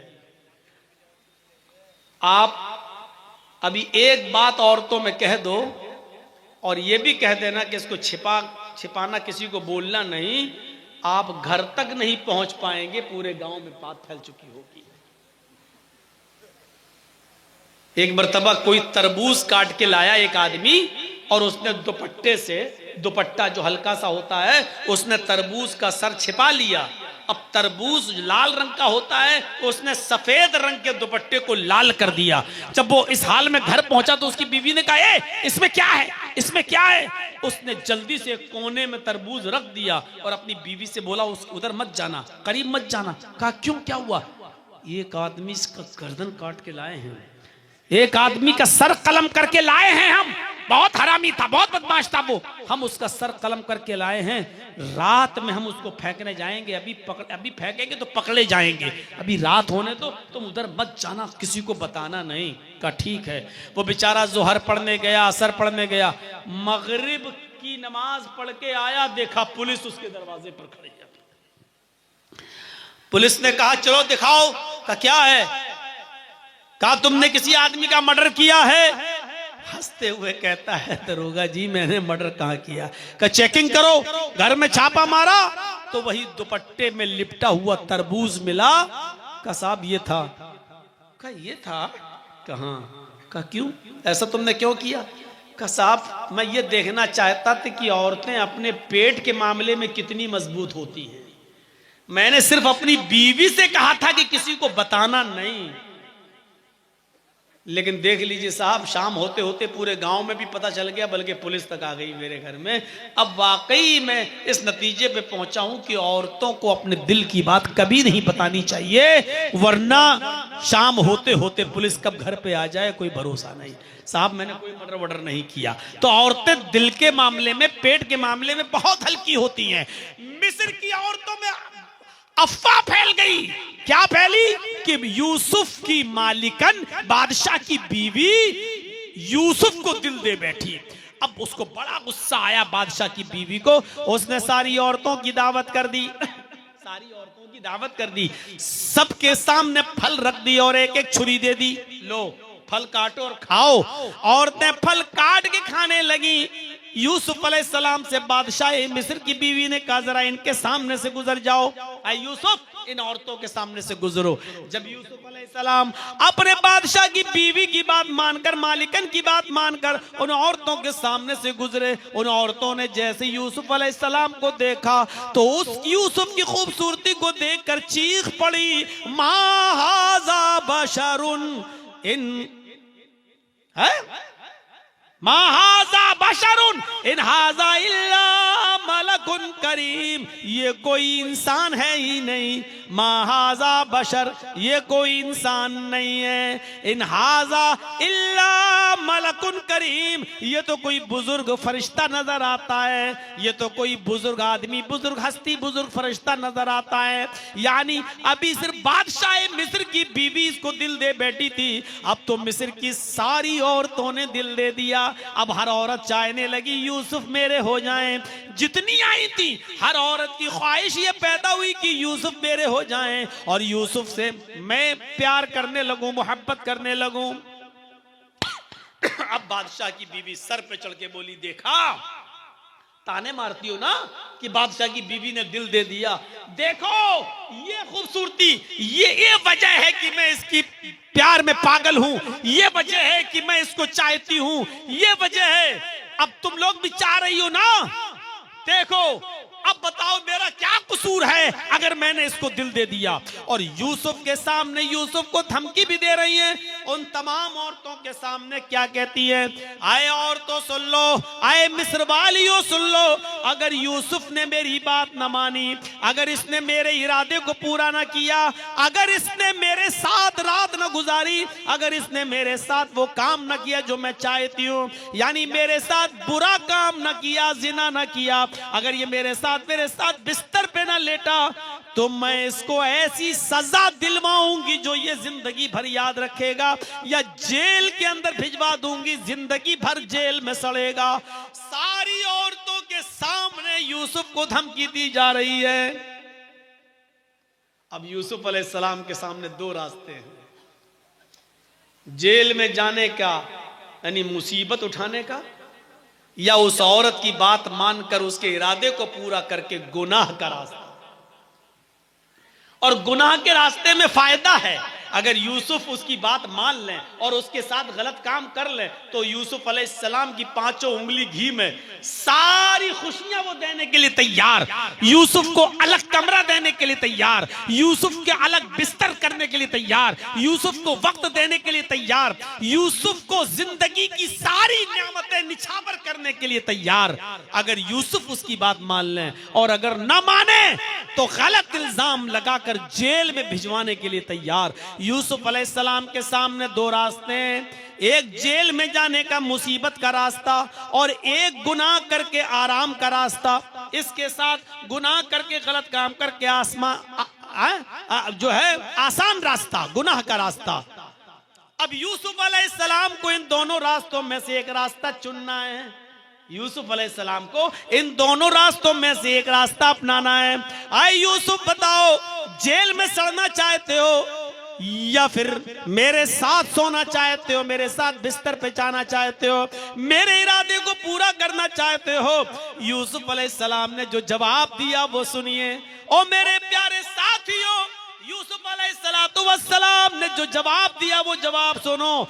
रब्बिस सिजनु अहब्बु इलैया मिम्मा यदऊननी इलैहि।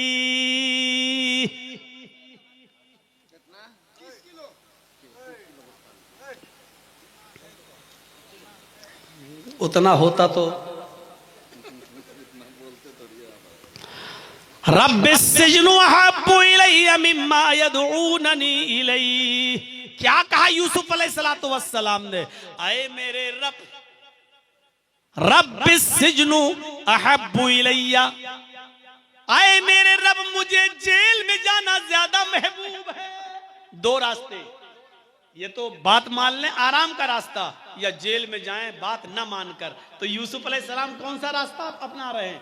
रब्बिस सिजनु अहब्बु इलैया मिम्मा यदऊननी इलैहि। आय अल्लाह, मुझे जेल में जाना ज्यादा महबूब है, मुझे जेल में रहना ज्यादा पसंद है उस काम से जिस काम के लिए मुझे बुला रही हैं, जिस काम के लिए मुझे दावत दे रही हैं, यानी जिस जिना की तरफ ये मुझे बुलाना चाहती हैं। आय अल्लाह, मुझे इस जिना से ज्यादा, इस काम से ज्यादा मुझे जेल में जाना ज्यादा पसंद है।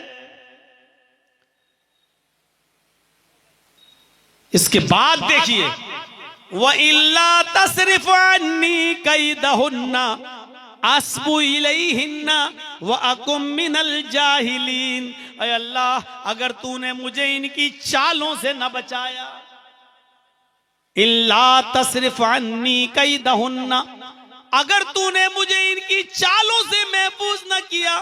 औरतों की चालें बड़ी खतरनाक होती हैं, और इसको यूसुफ अलैहिस्सलाम भी समझ रहे हैं। यूसुफ अलैहिस्सलाम ने कहा, वइल्ला तसरिफ अन्नी कैदहुन्ना, अल्लाह अगर तूने मुझे इनकी चालों से, इनकी शरारत से, इनके शातिर दिमाग से अगर तूने मेरी हिफाजत न की, मुझे नहीं बचाया, अस्बु इलैहिन्ना, तो मैं वो काम कर बैठूंगा, मैं जिना कर जाऊंगा, मैं इस मुसीबत में मुब्तला हो जाऊंगा, मुझे ये जबरदस्ती गलत काम हमसे करवा लेंगी। ऐ अल्लाह, अगर तूने मुझे इनकी चालों से अगर तूने मेरी हिफाजत न की। औरत की चाल बड़ी खतरनाक, वही तुमको कॉल करेगी, वही तुमसे मीठी मीठी बातें करेगी, वही तुमको अपने प्यार के जाल में फांसेगी, और वही तुम पर अपना पूरा भरोसा लुटा देगी, और वही तुमको अपने घर में बुलाकर अपने यार, अपने दोस्त से मिलकर तुम्हें मरवा देगी और कत्ल करवा देगी। मेरे भाइयों, मेरे साथियों, शाह फैसल का कत्ल उसके भतीजे ने ऐसे ही नहीं कर दिया था। सऊदिया का जबरदस्त बादशाह, लेकिन अमेरिका की एक लड़की की मोहब्बत में गिरफ्तार हो गया, और अमेरिका की पूरी सियासत और पॉलिटिक्स लग गई उस लड़की से ये कहने पर कि जाओ प्यार के जाल में फंसा तो लिया, लेकिन उससे उसके चचा शाह फैसल का कत्ल कराओ। अगर वो कर देता है तो तुम उसके साथ चली जाना। और नतीजा ये निकला कि अमेरिका की उस लड़की ने कहा कि अगर तुम अपने चचा का कत्ल कर सकते हो तो मुझसे प्यार करो, वरना नहीं। प्यार की मोहब्बत की मार के आगे ये बेबस था, दीवाना था, मजनू था, उस अमेरिकन लड़की की याद का पागल था, लिहाजा इसने अपने चचा का कत्ल कर दिया। और यही अमेरिकन हुकूमत चाहती थी। इधर शाह फैसल का कत्ल हुआ, पोल खुली कि उसका भतीजा इन्वॉल्व है, भतीजा पे पकड़ा गया। लड़की ने बारात का पल्ला झाड़ लिया, मैं इसको जानती ही नहीं, और नतीजा ये निकला सऊदी कानून के मुताबिक खून का बदला खून, कत्ल का बदला कत्ल। लिहाजा बादशाह के कत्ल के बाद शाह फैसल के भतीजे को भी सऊदिया के अंदर कत्ल कर दिया गया, कत्ल के इल्जाम में। ना खुदा ही मिला, ना विसाले सनम, न इधर के हुए न उधर के रहे हम, न लड़की ही मिली, चचा भी गया और अपनी जिंदगी से भी हाथ धो बैठा। ये औरतों के चालें, ये औरतों के जाल हुआ करते हैं। इसलिए अल्लाह के नबी ने कहा निसाउ हिबालतु शयातीन, औरतें शैतान का जाल हैं। शैतान मर्दों का शिकार करता है ये जाल फेंक कर, जैसे हम और आप मछली का शिकार करते हैं जाल डालकर, ऐसी शैतान औरतों का जाल फेंकता है मर्दों का शिकार करने के लिए। ये औरतें शैतान का जाल हैं, मर्दों का शिकार करता है शैतान इन औरतों का जाल इस्तेमाल करके। तो मेरे भाइयों, हजरत यूसुफ अलैहिस्सलाम ने क्या कहा?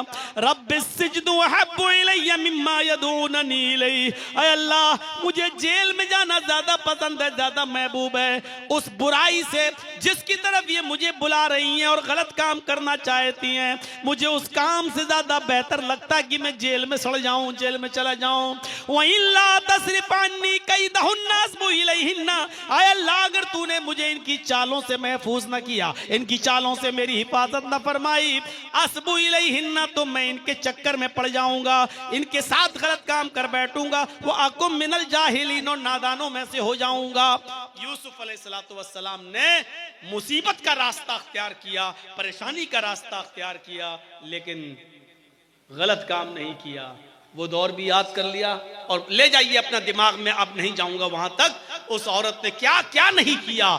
यूसुफ इधर आओ, गई, ये दरवाजा बंद, और आगे आओ, वो दरवाजा बंद, एक और दरवाजे में ले गई, इधर आओ, वो दरवाजा बंद, और आखिरी दरवाजे में ले गई और वहां कमरे में कहती है आओ, अरे यूसुफ आओ, कोई नहीं देख रहा, आओ। उसने यूसुफ को पकड़ना चाहा, अपनी तरफ गिराना चाहा, माइल करना चाहा। यूसुफ भागे, ये दरवाजा खोलकर भागने में कामयाब, दूसरे दरवाजे को खोलकर भागने में कामयाब, ये पीछा कर रही है, तीसरा दरवाजा खोलकर भागने में कामयाब, चौथे दरवाजे पर पकड़े गए। इसने पीछे से कुर्ता खींचा, यूसुफ ने दरवाजा खींचा, उस औरत ने अपने ऊपर खींचा, पीछे से कुर्ता फट गया, यूसुफ जमीन के ऊपर गिरे, बादशाह मिस्र की बीवी भी गिरी। यूसुफ ने जब दरवाजा पकड़ा और इसने पीछे से खींचा तो दरवाजा भी खुल गया। सामने बादशाह खड़ा है जो देख रहा है, बादशाह की बीवी नीचे, यूसुफ उसके बगल में, सामने बादशाह झट से उठकर इल्जाम लगाती है और कहती है आपकी बीवी के पास कोई गलत काम के इरादे से आए और उसके साथ गलत काम करना चाहे तो उसकी सजा क्या होनी चाहिए। ये चाल, बुलाया भी खुद, लेकर भी खुद गई और कमरे भी खुद बंद किए, वग़ल्क़तिल अब्वाब।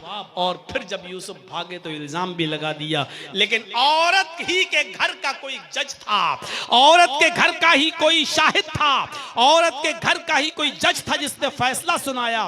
तो उसने कहा बादशाह से, यूसुफ की कमीज देखो, अगर आगे से फटी है तो यूसुफ झूठा, तेरी बीवी सच्ची, और यूसुफ की कमीज अगर पीछे से फटी है तो यूसुफ सच्चा और तेरी बीवी झूठी। और जब कमीज देखी गई तो यूसुफ की कमीज पीछे से फटी थी, यानी बीवी झूठी है और यूसुफ सच्चा। बादशाह ने कहा औरतों की चालें बड़ी खतरनाक होती हैं, चलो अब इस बात को आया जाया कर दो, ख़त्म कर दो, इधर उधर कर दो। यूसुफ भूल जाओ इस मामले को और जाओ। लेकिन उसकी प्लानिंग देखो औरतों की कितनी खतरनाक होती है। यूसुफ अलैहिस्सलाम इधर भी अपने आप को बचाए। 1.5 घंटा काफ़ी है। आप जब मैं बोला था तो बहुत कुछ थे, भीड़ थी, लेकिन अब रात के 2 बजे तक आधे से ज़्यादा लोग जा चुके हैं। गुजारिश है मेरी आपसे मेरे भाइयों कि बहुत ही ज़्यादा मोहब्बतों से आपने मुझे नवाजा है, बहुत से आपने मुझे मोहब्बतों से नवाजा है और बहुत ज़्यादा प्यार आपने मुझे दिया है कि 25 साल से अब तक आप मुझे हर जलसों में बुलाते हैं और सुनते हैं। आपका मदरसा सिराजुल उलूम और ताज्जुब है, सिराजुल उलूम ही है ना, हाँ, मदरसा सिराजुल उलूम। और आप ताज्जुब करेंगे, मैं भी नेपाल से जिस मदरसे से फारिग हूँ उसका नाम भी सिराजुल उलूम। अब आप देखिए, हम नाम मदरसा मिल गया है। तो इस मदरसे में जो बच्चों को देखता हूँ पढ़ लिख कर निकल रहे हैं, और बड़ा मदरसा, तो मेरे भाइयों आपने गैरों के और दूसरों के हाथों में जो ताबुन किया, मैं आपके सामने 10 मिनट के लिए बैठा हूँ। चलते चलते मेरे हाथ में भी इस मदरसे का ताबुन करते जाएं, ताकि मुझे लगे कि आप मेरी आवाज़ पर लब्बैक कहते हैं और मुझसे भी मोहब्बत का इजहार करते हैं, और मेरी मोहब्बत आपके दिलों में अभी भी बाकी है। तो ज़्यादा से ज़्यादा इस मदरसे का ताबुन आप कीजिए। अल्लाह रब्बुल आलमीन आपको इसका पूरा अजर अज़ीम अता फरमाए। लाइए, बहुत जल्दी 10 मिनट के लिए बैठा हूँ। जज़ाकुमुल्लाहु अहसनल जज़ा। आप बहुत जल्दी ताबुन करते जाइए। अल्लाह ताला आपको इसका अजर अज़ीम अता फरमाए। अल्लाह जब तक हमें ज़िंदा रखे, इस्लाम पर ज़िंदा रखे, और जब हमारा खात्मा हो तो ईमान पर हमारा खात्मा फरमाए। वमा अलैना इल्लल बलागुल मुबीन व आखिरु दावाना अनिल हम्दुलिल्लाहि रब्बिल आलमीन। अस्सलामु अलैकुम व रहमतुल्लाहि व बरकातुहू। लाइए।